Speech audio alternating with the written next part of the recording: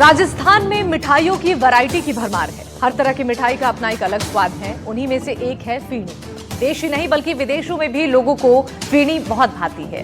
दूध के साथ लोग बड़े चाव से फीनी का स्वाद लेते हैं। प्रवासी मारवाड़ी अपने तरीके से कम मीठा और ज्यादा मीठा बनवाते हैं। साथ ही स्वादिष्ट फीनी को बनाने में बहुत मेहनत लगती है। मिठास से भरी मीठी फीनी से जुड़ी एक खास रिपोर्ट आपको दिखाते हैं।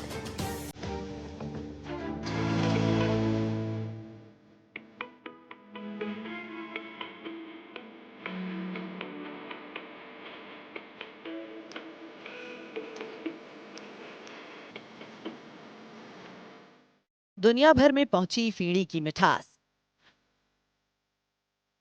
सांभर की फीणी दुनिया में मशहूर। मैदा और घी से बनती है फीणी। मैथमेटिकल मिठाई के नाम से भी प्रसिद्ध। हर फीणी में होते हैं 1296 तार। यूं तो सांभर की धरती अपने नमक, खारे पानी की झील और यहाँ आने वाले फ्लेमिंगो के लिए मशहूर है। लेकिन नमक के साथ ही सांभर की मिठास भी दुनिया में जगह बना चुकी है।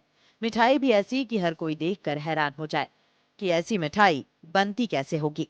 फीणी के लच्छे देखकर कोई अनुमान लगाता है कि इसे मशीन से बनाया जाता होगा। कोई सोचता है कि सेवइयों से इसे बनाया जाता होगा, लेकिन ऐसा कुछ नहीं है जनाब। इसे शुद्ध और शुद्ध रूप से सिर्फ घी और मैदे से बनाया जाता है। जी हाँ, सिर्फ घी और मैदा।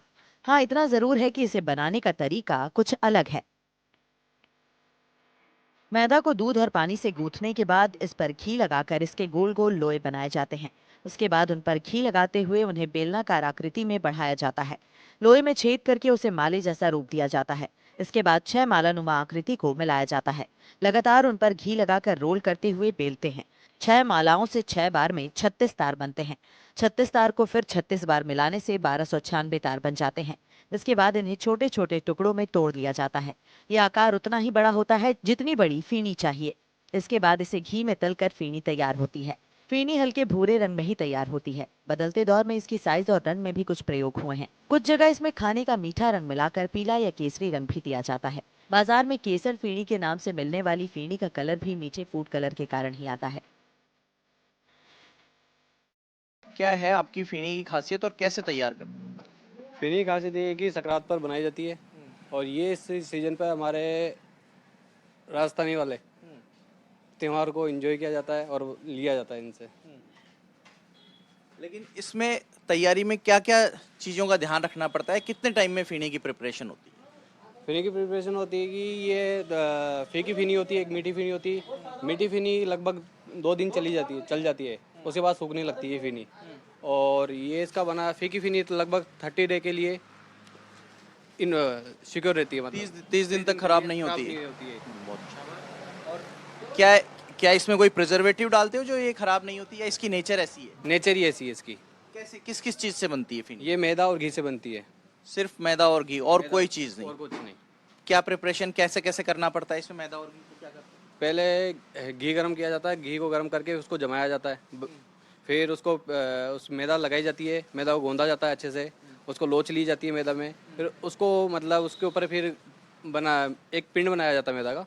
फिर उस पर घी लगाते हैं। फिर उसको पाइप की जैसे समेट लंबा किया जाता है, फिर समेटा जाता है, फिर बड़ा किया जाता है, फिर समेटते हैं उसको। तो ऐसे करके इसके अंदर तार तार बनने लगते हैं इसके अंदर।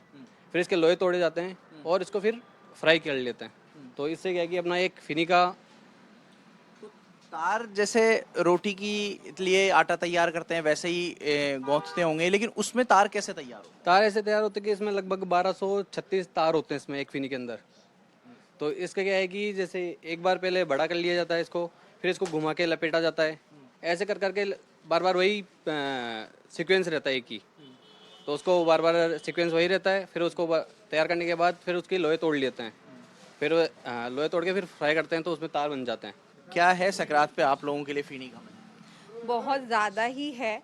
बिना फिनी, बिना घेवर, बिना तिल के लड्डू के बिना तो सकरात हो ही नहीं सकती। पतंगों के साथ साथ मीठा बहुत ज़रूरी है। सब जने छत पे अपने म्यूज़िक सिस्टम वगैरह के साथ में सबको कुछ खाने के लिए चाहिए रहता है और इनकी फिनी हम इतने सालों से खा ही रहे हैं। और ये बेसिक ठंड का हमारा एक ब्रेकफास्ट है। और जी फीनी तो लेकिन कई बार तो लोग बाग केवल मीठी ही खाते हैं, फीकी भी खाई जाती होगी फीनी। फीकी भी खाए जाते हैं, दूध के साथ लेते हैं ना फ्री में। आपको कौन सा टेस्ट ज्यादा पसंद है?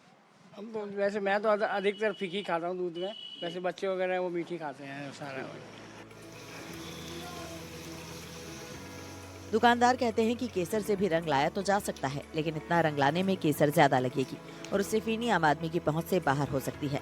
लिहाजा इसमें फूड कलर से रंग लाकर उस पर केसर छिड़क दिया जाता है। फीकी फीनी जो कढ़ाई से तलकर निकली है उसे खोखा कहा जाता है। इसमें चाशनी मिलाकर इसे मीठा किया जाता है, लेकिन ऐसा नहीं है कि ये सिर्फ मीठी ही खाई जाती हो।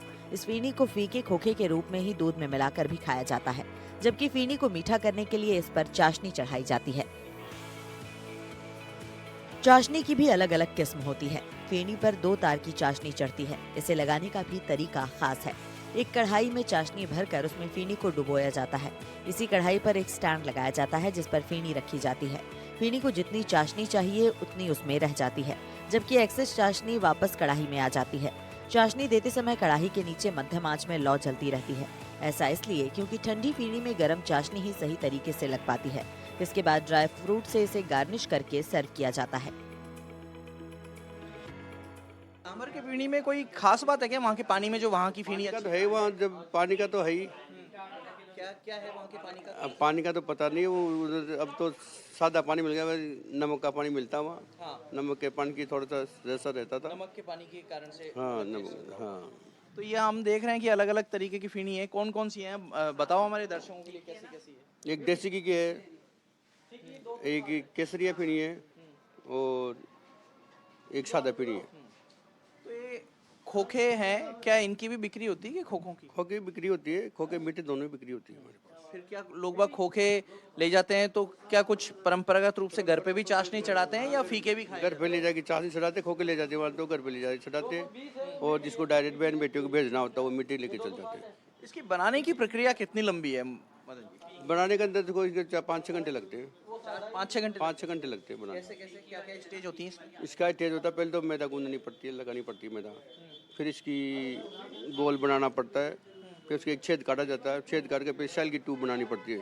सेल की ट्यूब बनाने के बाद में उसके पीछे पीछे घी लगाना पड़ता है, फिर हाथ पे समेटनी पड़ती है उसको, समेट के फिर दबा के फिर सेल की ट्यूब बनानी पड़ती है, फिर बाद में बनाने के बाद में फिर छोटी करनी पड़ती है इसको वापसी, हाँ, फिर दबा के उसको बनानी पड़ती है, फिर बाद में तैयार हो जाती है मैदा, फिर उसके 1200 कोई 50 लगभग के तार बन जाते हैं उसमें, गिनती से लगते आते हैं, और फिर बाद में और के बाद फिर तो गिनती से तार लगते हैं तो हर एक तार के बराबर एक राउंड देना पड़ता है क्या? तो 1250 तार हैं तो 1250 रस्सी की जैसे छावट है ना, उसके अंदर एक बारी के अंदर 6 आटे लगते हैं, 6 के 36 हो गए, 36 का हो गए, ऐसे बढ़ते बढ़ते एक साथ 4। इस तरीके से तैयार होते हैं इसके लपेटे। तो उसी से ये रेशे तैयार हो रहे हैं और उसी से ये तार तैयार हो रहे हैं। तो 1296 तकरीबन तार ये बताए जाते हैं। ये पीली फीनी है और वो सादा फीनी है। आमतौर पर कई बार ये कहा जाता है कि ये पीली फीनी जो है वो केसर फीनी के रूप में बेची जाती है। क्या ये केसर मिलाते हैं इसमें, रंग मिलाते हैं? एक्चुअली इसमें चाशनी में तो केसर मिलाया जाता है और वैसे फूड कलर मिलाया जाता है। तो क्या इतने ये रंग तो फूड कलर से आया है, ये केसर से थोड़ी आया है? नहीं नहीं, फूड कलर ही आता है ये। इतना केसर तो लाना ही नहीं, केसर क्या होता है कि मैदा में लगता नहीं है, किसी चीज़ में तो केसर लगता नहीं है, वो चाशनी में ही लगाया जाता है केसर में, और वो फूड कलर ही आता है। तो ये जो खाने वाला रंग होता है वो मिला करके इस पे रंग चढ़ता है। सामान्य फीनी वो है, वो मैदा और घी से इस हल्के भूरे रंग की बनेगी। और इस फीनी के तैयार होने के बाद में ये एक और स्टेज है। ये स्टेज, इसको अंतिम टच दिया जा रहा है। ये इसमें चाशनी लगाई जा रही है और चाशनी कहीं बनाओ जो थे वो गल रही है सर, चीनी के अंदर गल रही है। चीनी गल के इसके अंदर पिलाई जाती है बस। एक तार 2 तार की चाणी रहती है, मुलायम पीनी रहती है। तार कहीं चेक करो जो, ये रही चाणी, एक तार की, 2 तार की। 2 तार की, 2 तार की मतलब क्या होता है? इसमें सही रहती है, खड़ी रहती है पीढ़ी, सॉफ्ट रहती है। तो ये तो आपने इसमें डाल के छोड़ दी चीज, ज्यादा चाशनी पी जाएगी तो? नहीं, एक है थोड़ी सी लचक में आ जाएगी ना, इसकी मुलायम रहेगी ना थोड़ी सी। तार रहते हैं ना जो गलते नहीं है ना, जो थोड़ी सी मुलायम हो जाएंगे, फिर सॉफ्ट हो जाती है। ज्यादा देर छोड़ेंगे तो पानी चाशनी पिएगी अंदर। हाँ, ये पी गई सर, ये तो इसको उठा के ऐसे मेल लूंगा। दो दो फीनी एक साथ लगा दो? ऐसे एक ही लगा ले तो कैसे लगे। ऐसे भी लगा दो। ठीक है। लेकिन इसमें तो कई तो चूरा भी निकल जाता होगा, इसके अंदर रह जाता होगा, फिर उसको क्या करते हैं? चूरा भी अंदर है, इसको चांदी काट के इसको जानवरों को डाल देते हैं किसी को। उस चूरे को निकाल करके? चूरा नचो के चांदी काट लेते हैं, फिर इसको गाय को कचरे में डाल देते हैं। अच्छा। सूखी फीनी को दूध के साथ खाया जाता है तो मीठी फीनी को खीर के साथ खाने का भी चलन है। यूँ तो फीनी खाने के लिए किसी विशेष मौके की जरूरत नहीं, लेकिन संक्रांति पर ये आमतौर पर हर घर और छत पर दिख जाती है।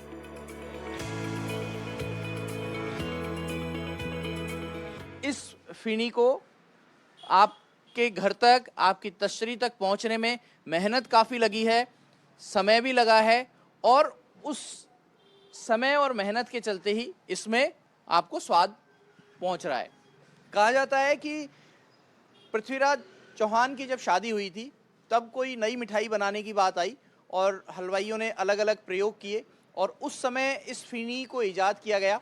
सांभर से ये फीनी शुरू हुई और जैसा मदन जी बता रहे थे कि सांभर में जब वो काम करते थे तो वहाँ का पानी नमकीन है और हो सकता है संभवतया वहाँ के पानी के कारण से, जैसे बीकानेरी जो नमकीन है वो बीकानेर की प्रसिद्ध है, वहाँ के मोठ, वहाँ के पानी उस मिट्टी के नेचर के कारण से, तो संभवतः ऐसी जो स्थानीय प्रोड्यूस है, उत्पाद है, उसके स्थानीय पानी, उपज, इन सब चीज़ों का असर पड़ता है।